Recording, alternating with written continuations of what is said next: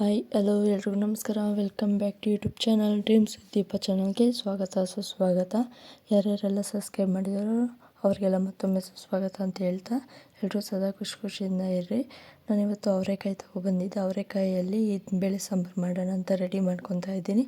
ನಾನು ಹಳ್ಳಿ ಕಡೆ ಯಾವ ಥರ ಮಾಡ್ತೀನೋ ಅದು ಹೊಸ ಸ್ಟೈಲ್ನಲ್ಲಿ ನಿಮಗೂ ತೋರಿಸ್ತೀನಿ. ನೀವು ನೋಡಿ ಟ್ರೈ ಮಾಡಿ. ಅವರೆಕಾಯಿ ಎಲ್ಲ ಬಿಡಿಸಿ ನೆನೆ ಹಾಕಿದ್ದೆ. ನೈಟೆಲ್ಲ ನೆನೆಯಿತು.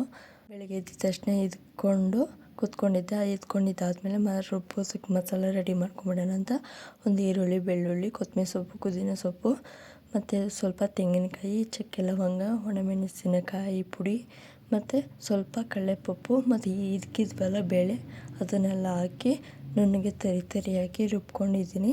ಮಸಾಲೆ ಕೂಡ ರೆಡಿ ಆಯಿತು. ಆ ಕಡೆ ಒಂದು ಕುಕ್ಕರ್ಗೆ ಒಂದು 5-6 ಸ್ಪೂನ್ ಆಗೋಷ್ಟು ಎಣ್ಣೆ, ಒಂದು 2 ಈರುಳ್ಳಿ ಕಟ್ ಮಾಡಿ ಒಗ್ಗರಣೆಗೆ ಹಾಕ್ಕೋಬೇಕು.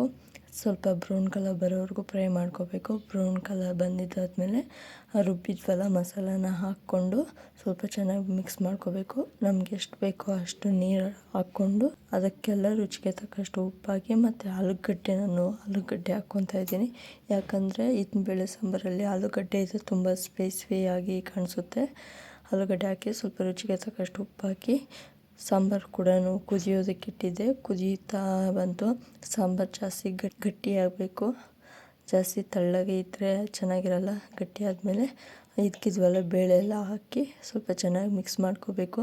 ಇದು ಬೇಳೆ ಎಲ್ಲ ಸ್ವಲ್ಪ ಚೆನ್ನಾಗಿ ಬಿಸಿಯಾಗಿತ್ತು ನೋಡಿ ಸಾಂಬಾರು. ಅದರಲ್ಲೇ ಹಾಕ್ಕೊಂಡು ಸ್ವಲ್ಪ ಚೆನ್ನಾಗಿ ಬೇಯಿಸ್ಕೋಬೇಕು. ಬೇಳೆ ಎಲ್ಲ ಸ್ಮೂತಾಗಿ ಬೆಂದಿರಬೇಕು. ಯಾಕಂದರೆ ಜಾಸ್ತಿ ಚೆನ್ನಾಗಿ ಬೆಂದೋದ್ರೆ ಚೆನ್ನಾಗಿರಲ್ಲ.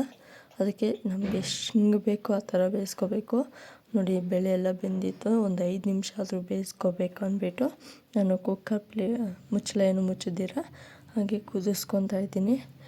ಇದು ಬೇಳೆ ಸಾಂಬಾರು ಕೂಡ ರೆಡಿ ಆಯಿತು. ಅದ್ರ ಜೊತೆಗೆ ಸ್ವಲ್ಪ ಮುದ್ದೆ, ಸ್ವಲ್ಪ ಚಪಾತಿ ಮಾಡ್ಕೊಳ್ಳೋಣ ಬಾಕ್ಸ್ಗೆ ಅಂತ ನಾನು ಚಪಾತಿ ಮಾಡ್ಕೊತಾ ಇದ್ದೀನಿ. ಚಪಾತಿ ಎಲ್ಲ ಮಾಡಿಕೊಂಡು ಮುದ್ದೆನೂ ಇದನ್ನ ಬೇಳೆ ಸಾಂಬಾರು ನಮ್ಮ ಮನೆಯಲ್ಲಿ ರೆಡಿ ಆಯಿತು. ನಮ್ಮ ಮನೆ ಕಡೆ ಯಾವ ಥರ ನಾವು ಮಾಡ್ತೀವೋ ಅದು ನಿಮ್ಮ ಜೊತೆ ಶೇರ್ ಮಾಡ್ಕೊಂಡಿದ್ದೀನಿ. ನೀವು ಒಂದ್ಸಲ ಟ್ರೈ ಮಾಡಿ ನೋಡಿ, ತುಂಬ ಚೆನ್ನಾಗಿರುತ್ತೆ, ಸ್ಪೆಷಲ್ಲಾಗಿರುತ್ತೆ. ಬಟ್ ಇದು ಬೇಳೆ ಸಾಂಬಾರಿಗೆ ಮುದ್ದೆ ಮತ್ತು ಅನ್ನ, ಚಪಾತಿ ಪ್ರತಿಯೊಂದಕ್ಕೂ ಒಳ್ಳೆ ಸೂಪರ್ ಇದು ಬೇಳೆ ಸಾಂಬಾರು. ಬಟ್ ದೋಸೆಗೆ ಮತ್ತು ಪೂರಿಗೆ ಎಲ್ಲ ಚೆನ್ನಾಗಿರುತ್ತೆ. ನಾನು ಸ್ವಲ್ಪ ಚಪಾತಿ ಮಾಡಿಕೊಂಡೆ, ತುಂಬ ಚೆನ್ನಾಗಿತ್ತು, ಸ್ಪೆಷಲಾಗೇ ಇತ್ತು. ಅಲ್ಲಿ ಎಲ್ಲ ಕೆಲಸ ಮುಗಿಸ್ಕೊಂಡು ಹೂವು ಸ್ವಲ್ಪ ಬಂದಿತ್ತು. ಹೂವು ಕೂಡ ಕಟ್ಕೊಂಡು ಹಾಗೆ ದೇವ್ರ ಪೂಜೆ ಮಾಡಿದೆ. ಫ್ರೈಡೇ ಅಮಾವಾಸ್ಯೆ, ಧನುರ್ಮಾಸ ಸ್ಟಾರ್ಟ್ ಆಗಿದೆ. ಅದಕ್ಕೋಸ್ಕರ ವಿಡಿಯೋ ಇಷ್ಟ ಆಗಿದೆ ಲೈಕ್ ಮಾಡಿ, ಶೇರ್ ಮಾಡಿ, ಕಮೆಂಟ್ ಮಾಡಿ. ತುಂಬ ಇಷ್ಟ ಆಗಿದೆ ಸಬ್ಸ್ಕ್ರೈಬ್ ಕೂಡ ಮಾಡಿ. Thank you, bye.